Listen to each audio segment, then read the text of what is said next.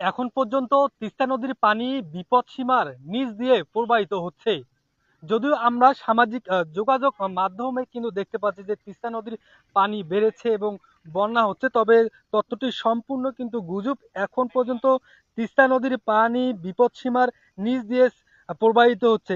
আজ দুপুর 12টায় কিন্তু তিস্তা নদীর পানি বিপদসীমা 63 সেন্টিমিটার নিচ দিয়ে কিন্তু প্রবাহিত হচ্ছে। যদি আপনাদেরকে বলি, এই মুহূর্তে আমি সরাসরি সংযুক্ত হয়েছি বাংলাদেশের সর্ববৃহৎ সেচ প্রকল্প ডালিয়া ব্যারেজ এলাকা থেকে। যদি বলি এই তিস্তা নদীর পানি কিন্তু ঠিক এখানে পরিমাপ করা হয়। এখন পর্যন্ত আমরা কথা বলে ঠিক 12টায় কিন্তু তিস্তা নদীর পানি এখানে মাপা হয়েছে এবং তিস্তা নদীর পানি বিপদসীমা 63 সেন্টিমিটার নিচ দিয়ে কিন্তু প্রবাহিত হচ্ছে এবং যে কাউনিয়া পয়েন্ট রয়েছে, কাউনিয়া পয়েন্টে কিন্তু 80 সেন্টিমিটার নিচ দিয়ে কিন্তু প্রবাহিত হচ্ছে।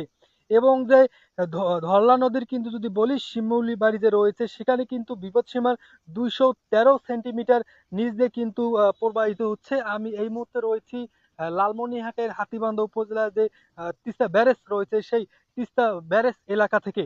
এখন পর্যন্ত কিন্তু তিস্তা নদীর পানি কিন্তু বিপদের সীমা 63 সেন্টিমিটার নিচ দিয়ে কিন্তু প্রবাহিত হচ্ছে। তবে আমরা যে পানি উন্নয়ন বোর্ডের কর্মকর্তার সঙ্গে বলেছি, উনি যেটি আমাদেরকে জানিয়েছেন যে তিস্তা নদীর পানি কিন্তু অল্প পরিমাণে বাড়তে শুরু করেছে, তবে এখন পর্যন্ত কিন্তু বন্যা হওয়ার কোনো ধরনের আশঙ্কা নেই।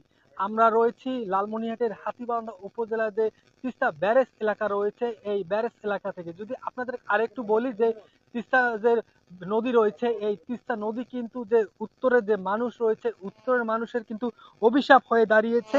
অসময়ে কিন্তু তিস্তার যে পানি বন্যা এবং যে ভাঙ্গন, এই ভাঙ্গন থেকে কিন্তু তারা আসলে রক্ষা চায়। তারা কিন্তু আসলে যে সরকারে আসুক, এই তিস্তা নিয়ে কিন্তু কোনো ধরনের ভালো ধরনের কোনো উদ্যোগ গ্রহণ এখন পর্যন্ত করেনি।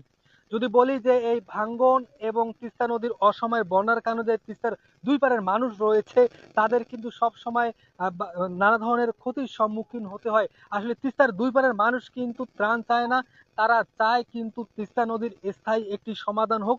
তারা চায় না যে তারা একটু ত্রাণ চায় না, চায় এই যে তিস্তার যে দুই পার রয়েছে তারা একটা স্থায়ী সমাধান চায়, তিস্তার মহাপরিকল্পনার বাস্তবায়ন চায়, তিস্তার দুই পারে বাঁধ চায়।